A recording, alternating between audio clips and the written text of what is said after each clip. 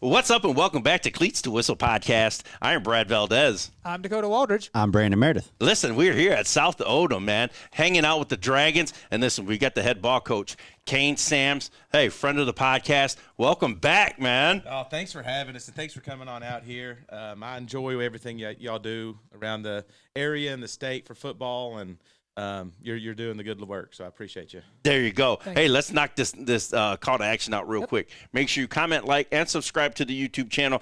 We are bringing the coach's office to you, and man, get out here on a Friday night and support your.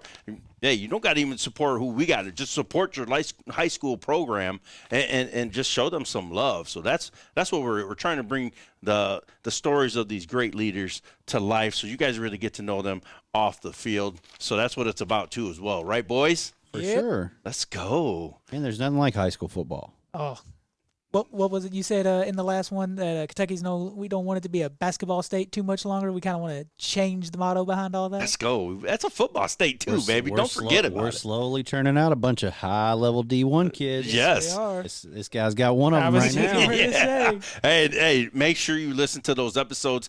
Phenomenal young men. Oh man, great speakers, everything. You know, we got to break them in a little bit. You know what I mean? They're pretty shy. Yeah, I didn't know if you'd be able to really break through Hickerson's shell. He's quiet, but I know those other guys. They got some personality to them. So. Yes. A little housekeeping. Sorry, we got to do all this stuff before because this is the main show. You're the main show, man. I'm not. Hey, you're the main show of this joint. Hey, but listen, we got a little bit of housekeeping.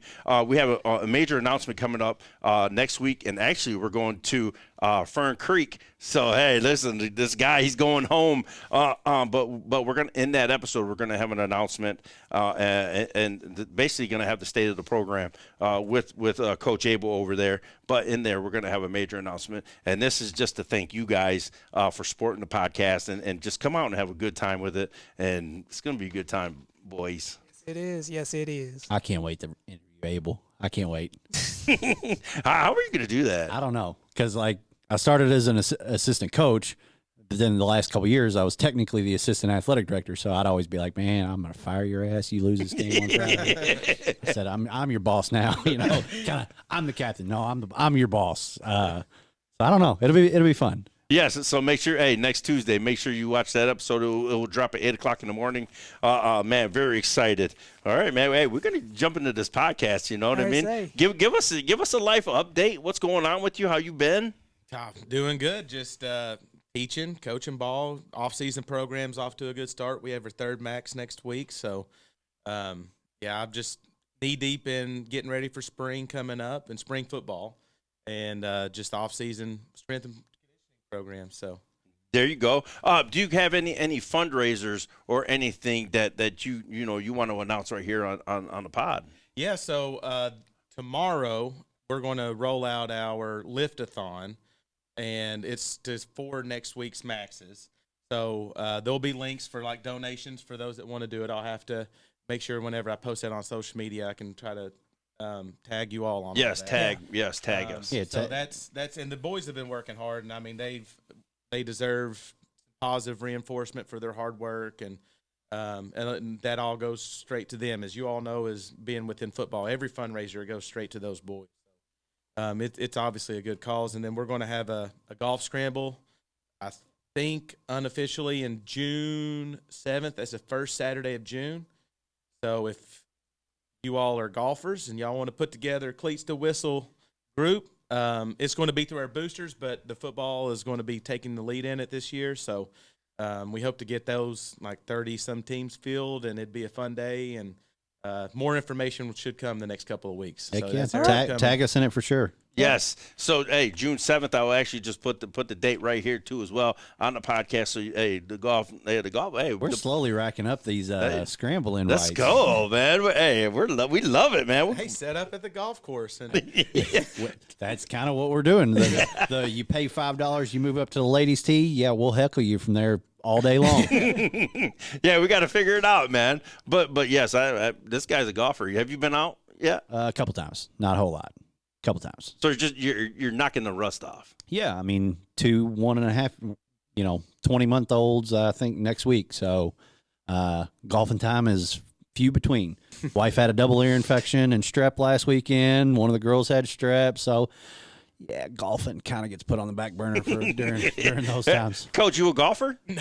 No, not at all. Me and him in the same I like boat. to fish, and I like to coach ball. So I respect the fishing there. I'm right there with Maybe you. that's why I had to retire. I like golfing too much. I like trying to golf too much. Getting out there and Okay, now we want to get into this podcast. You know what I mean? We were here actually live here at the Woodford County game, and it was electric, man. I keep talking about this. You know what I mean? Just talk about last season a little bit. Touch on it and how you feel about last season. Like, give us like the cliff notes of how you felt about last season. I think at the end of the day, there was a lot to be proud and excited for. We're in a very tough district and region and in a very tough county where everyone that we play is competitive. And for us to hold our own in a lot of those games is good. Our boys represented the school and community the right way. We have a lot of boys that have opportunities to play the next level. And if they don't choose to play football at the next level, then they still are great students and they get to go to college or enter the workforce. And I'm confident that wherever they go, that they're going to leave here as a really good representation of our program and our community. So with that, I think that the season was, we had ebbs and flows like everything, but at the end of the day, I'm proud of our results. And there's always a couple of calls you want back, and there's a couple that you don't want it to be replayed. You'll just take it where it was. But that's every coach is going to say that. But yeah, I mean, we had our moments at times. Yeah, there you go. boy, the county was up. It was everybody was 5-0 starting off the season last year. Oldham County was on fire at the beginning of the year. Yeah, and we got a lot of flack for that, man. I was like, man, we going to where the heat is, man. And Oldham County, it was on fire, man. Yeah, well, we were the only team that we lost week 1 to Anderson, Ohio, which lost in the state championship of Division II out of Ohio, and they are really good at football. Yes. And they are really good week 1. You can have a lot of good teams. Yeah. Week 12, week 10, but they are really good week 1. Yeah. And I don't know their coaches very well. I didn't get that game, but I had it handed down to me, and that was a heck of a first. Yeah, and see, we talked to Sam, and then who was the first guy that we had? Sam and Jewels? Yeah, Jewels, yes. And we talked about that, you know what I mean? And they were like, we weren't bonded, as a team. I was like, well, it's week 1, you know what I mean? That's tough, you know what I mean? And I asked them, like, what are you guys doing to really get that bond going so you're firing all cylinders week 1? Yeah. You know what I mean? What's like your goal for like week 1? You know what I mean? I think it's just so as a reflection from last season, myself and our staff has looked at our install plan to more detail and starting that another cycle ahead earlier so that we can get the knowledge of the playbook in sooner, the comfortability and finding kids in their right spots. So you're not at that like first scrimmage, second scrimmage, week 1, week 2, and you're reassigning kids to positions. But you know where they're at. They know their scheme. They know their technique that's required in their position. And we're just trying to expedite the teaching process. As far as them coming together, I think it's just trying to forge and develop leaders within our program. Where there's a lot of good leaders, you're going to have a great camaraderie of a team. I truly believe. Where there is a lack of great leadership, you're going to have a lot of individual players that care about themselves instead of the Dragons. Yeah. So that is the last month or so I'm starting to see, and the 4 that we're in here are good representatives of that. But there's a lot more that are also in that same pile of they show up every day and they work their tail off. And I think it's just through leadership is how they forged that. Yeah, I was going to say, we had all 4 of them in here, and each one of them was talking about, like, during the weight session, there's, like, a whiteboard that some of the players would go to, and they're like, no, you get over here and you finish your rep. We're ready, we've got to be ready for week 1 so that we're ready for the whole season. It's not like y'all have an easy week 1 game either. You're taking on Meade County. Yeah. And they've got a brand-new head coach, probably going to run the triple option. Like, it's not going to be an easy week 1, just like last year. And yeah. on top of that, your all schedule is not easy at all. Yeah. I would say we talked a little bit beforehand. I mean, you all only have one team that's not 5A or above, and that's North Oldham. Everybody else Yeah. is 6A or 5A. So, and that all the 5A is only in your district too, which we kind of said this is the hardest district in all of 5A in the whole entire state. And yeah, but I mean, listening to the players, you can tell. I feel like they're they're envisioning what you're putting into them and understanding. Oh, okay, we've got to put this work in. We've got to really truly study and grind so that we can week one be ready and run the gauntlet for us. Yeah, and it is. It is a gauntlet, and I think it is it's relative to wherever you are. You know, we are a 5A school because our enrollment says that. We have a 5A size roster. So does all the other teams. We've earned the right to compete against them. It's our ability to show them that we belong and we can hang with anybody, which is my message that I want them to take. But now that's earned, and that is earned through a lot of hard work. So that's what we're still learning. I think year two, sure, some of those guys were probably freshmen when you originally were here, but you as the head coach, I think year two is a big year to just kind of get that culture of who you are and what you want the program to be. Just kind of my opinion, I don't know if there's any science behind it or anything like that. Just I feel like it takes a little bit longer than a year to just kind of have those boys eating out of the palm of your hand and wanting to run through a concrete wall for you. Well, and it's year 3 for him actually. yeah. And so It feels almost like year 2 because I came in July. That might be where I messed up. Yes, but that's what I'm saying. Like when you hear those guys talk, you know what I mean. And like you said, they embodied like they're understanding what you're saying. You know what I mean. And that's what's fires me up. You know what I mean? Keep in mind, I had the babies right around that time, so my brain was all messed up. So my bad, Coach. You're good. No, but your second off season, Yeah. full off season. Yeah, this is my second Yes. full off season. Gotcha. Yeah. Yes. So and that was what I was going to get to too. Is like you started the leadership council. You're doing special things for them, and being only in year 3. So that's what I'm saying.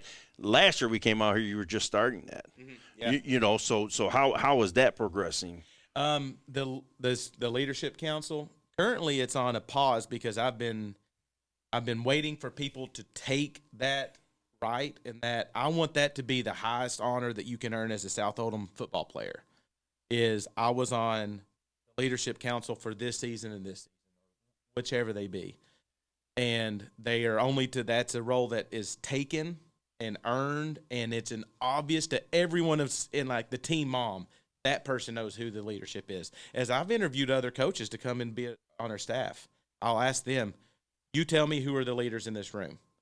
And should be completely obvious to everyone who are the leaders. Who are the ones that you count on at that last 5 minutes of a workout, that last 5 minutes of a 2-a-day, that last 5 minutes against a district opponent.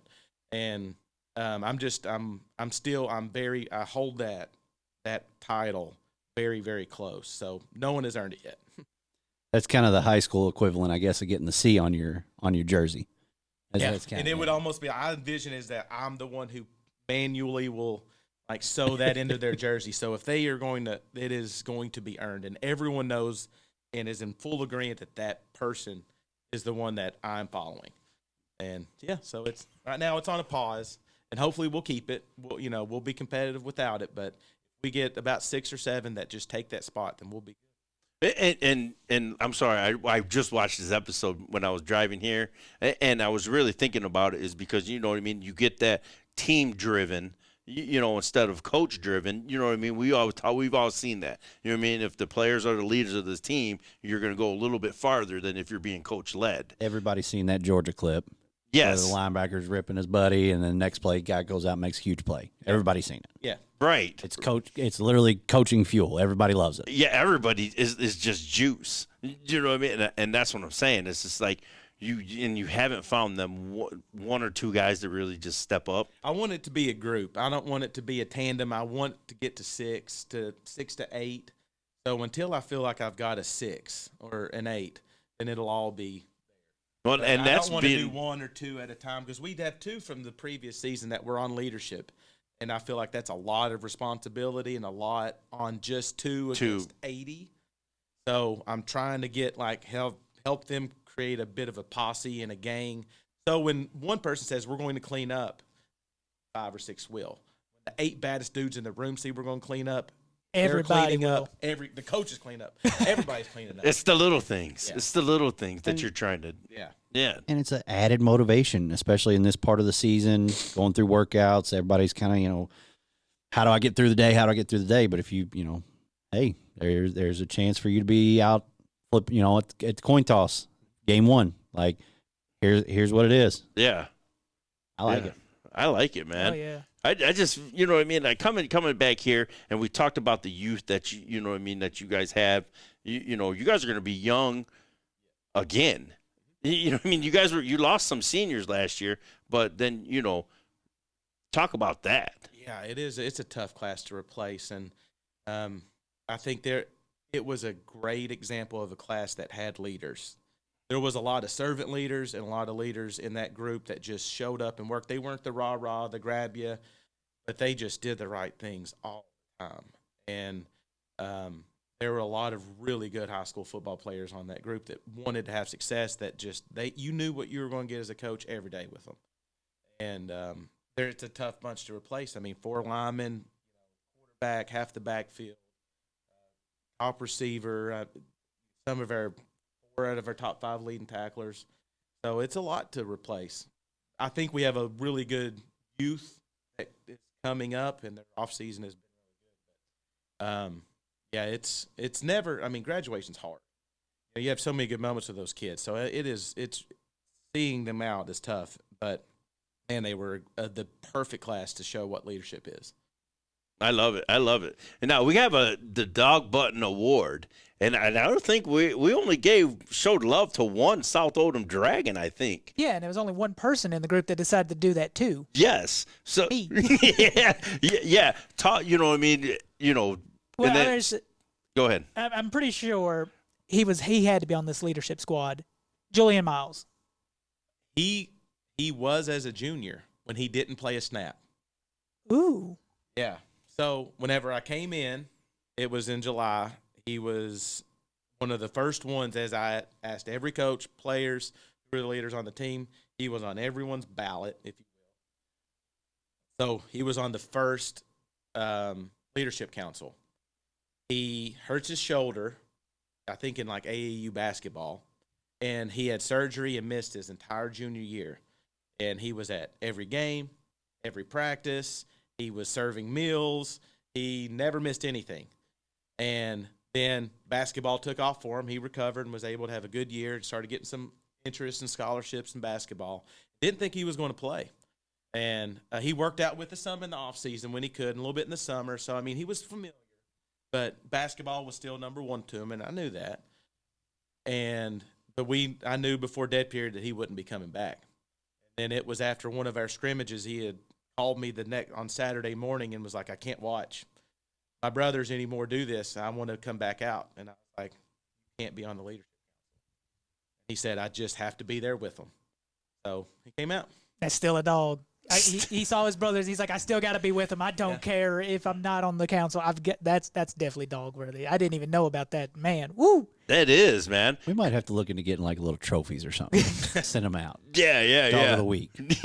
Leads to whistle Dog of the Week award. We got to do something, Like a man. little mini trophy. It won't be that expensive. Yeah, I wouldn't think so. But that's, talk about like a couple young guys that you want to spotlight. You know what I mean? But they're not going to be vocal enough to come on the pod. You know what I mean? Well, it's hard because I'm going to leave some of them out, and we've had so many of ours, especially current freshman and sophomore class, that is bought into what we are selling for the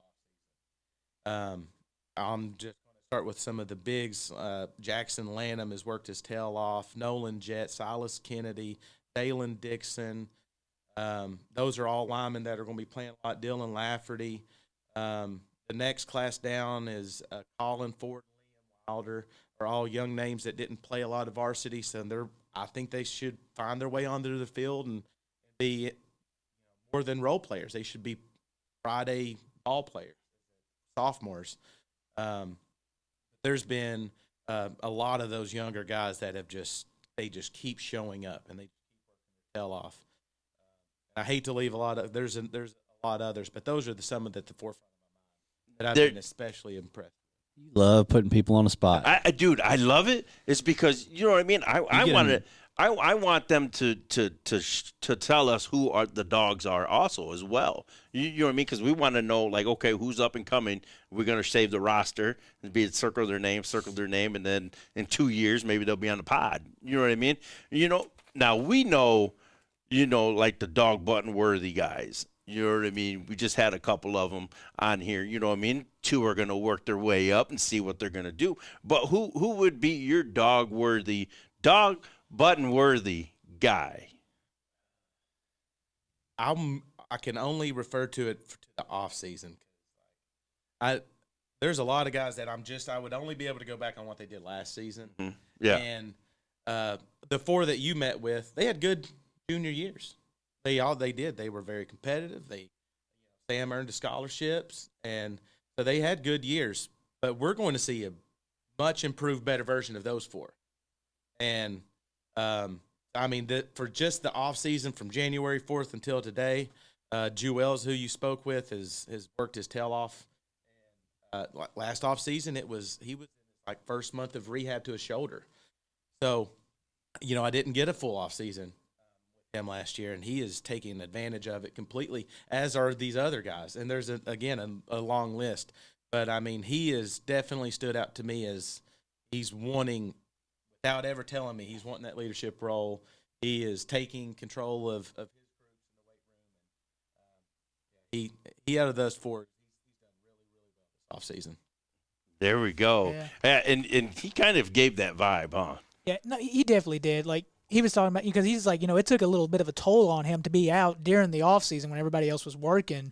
But like, just from the little conversation we had, he has that mindset of, okay, once this gets healed, I've got to dedicate myself and make up for all the things that I've lost. Like, you definitely got that kind of vibe and feel from him. So I'm very excited to see what he's doing. Was that the safety? Yeah. Safety linebacker? Yep. Behind the scenes stuff, I showed up a little late, so I didn't get on the players. But I got to listen to the first one, and man, he just peeking through that little window right there. I was like, oh, he's got a nice little build on him. Yeah. He looks like he can bring a hammer. Well, he kind of looked like a little bit smaller TJ Cawthorn. Hopefully faster. Hopefully. TJ, you're slow. Look at you. Hey, sorry, TJ, you're catching a stray in the pod, man. Hey, stray. I'll text it to him right now. I don't care. He knows it. I used to call him out about getting hawked all the time. Yes. Okay, we talked about your schedule. We talked about these young men. You talked about all this stuff, man. But we always talk measuring stick game. Who's going to be that game where you're going to be like, okay, this is where we stand. Is it going to be your scrimmages? Is it going to be week 1? Where are you going to find where you guys are legitimately at? Yeah, I think we are our own measuring stick game. There's no team that we could beat or lose to that defines us and the work that we've put in. We play a lot of really good teams. It would be a slight to the other 9 if I said 1, and our scrimmages are really good. So, yeah. I mean, we're playing winning teams every week, and they're all in their own right a measuring stick. But really, are we getting better every week? Every workout right now, are we leaving a better product than how we showed up? And it's just 80 individual measuring sticks within themselves. And if they buy into that, then we're doing something right here. But, we have to see drastic improvement from July 10th, whenever we start, and July 11th. We gain a new measuring stick every day. And I think we are our own ceiling. Our floor is set by us naturally, but our ceiling is not determined, so it's all on us. Yeah. I like that because they're putting it on them, and that's kind of what I was saying about like breaking through. It's raising that floor. Like the ceiling is immeasurable. South hasn't done it yet, but they've been so close so many times to breaking through that. So you just bring everybody up.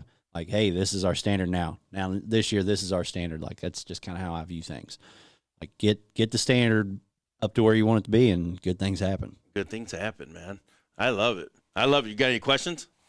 Nah. I had the cosmetic question pop in my head, but I think you're a traditionalist. Like, because we talked about it, kind of traditionalist. Is there any way you would want to change the uniform, or you're like, nah, this is South Oldham's uniforms. We keep them this way, the helmet and everything. I am not the one to ask that. Hey, If you asked any of my assistant coaches, because they like designing uniforms, and I've had players that's liked it, and I like our green practice jerseys. You know, like the big holes and they're breathy and they're a little like, I don't care. Like I do if the jerseys match and the pants match. Yeah. But and I want them to be the school colors. But other than that, I don't care. I mean, I don't even know what brand I wore when I played. I don't know if y'all do. I don't know. I didn't care. I wore Rydell. I had on my Same. jersey. yeah. And it was my assigned number. See, But other than that, I remember the bus rides back home. I remember the locker room. Oh, I remember yeah. the weight room. I remember the practices. I remember the drills and the coaches. And like, it's just, I definitely think it's a newer thing because, like, my dad gets on me all the time because I'm like, oh, this uniform's cool. I like that. And he's like, why do you care about that? I'm like, oh, I like to look cool a little bit. I think that Deion Sanders mentality kind of melted into too many people. You know, you look good, you play It's, good. it's gone too far. It has gone too far. I do agree with that. So I think I don't that's the know. interesting- There's some guys that have all the stuff on and they look sharp. Yeah. But Doesn't mean you're going to what play are you going to do good. when that dude runs I at was you? gonna say, they can't do nothing. Yeah. When you're trying to wear, the leggings and all the arm sleeves and the 7 sweatbands, and it's 97 degrees outside with 40% humidity, like, yeah, you're gonna cramp up. You're gonna be Yeah. miserable by halftime. But cool, you look great for IG, baby. Yeah. Hey, but what would be the color rush for you if you were at Fern Creek? I know you love the field, so I know you got to have a feeling for the uniform. We've done so many different things. Like, luckily, we get a new set of 3 uniforms every 3 years. So we've had gray, we've had white, we've had black. I mean, we've had orange. We've got them all. We've kind of touched every base of every color. What was your favorite? The gray. Oh yeah, Tennessee in them. yeah. That smoky look. I'm It willing was. to bet that. Hey, they wore those jerseys back to back Final Fours. So a lot of good memories in those Oh, jerseys. okay. But gray, the orange really popped on them under the lights. They were pretty sweet. Nice. I'd like to see a white helmet for Front Creek. There's my change. I'd like to see a white helmet. That's it.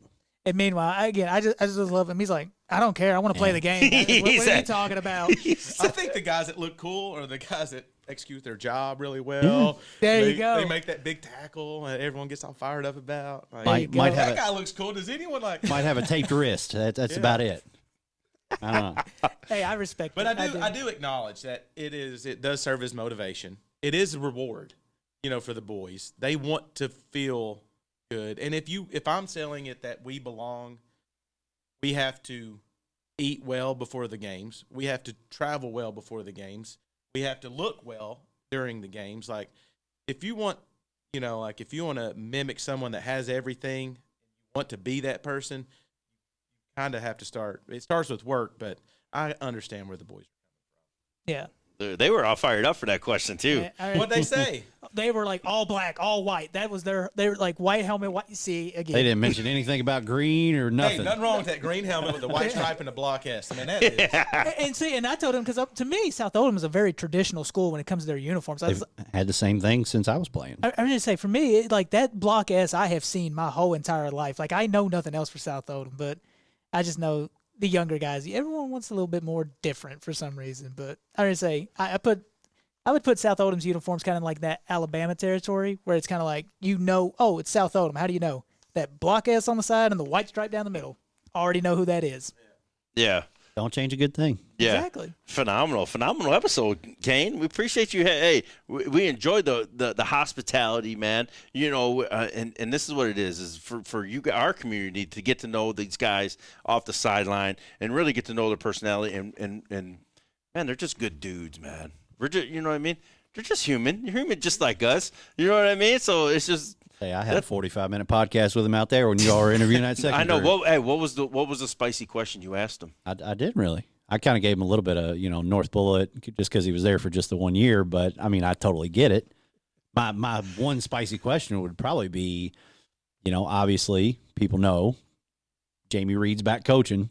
Going to be the first time you're coaching against him? No, it's As a head not. coach?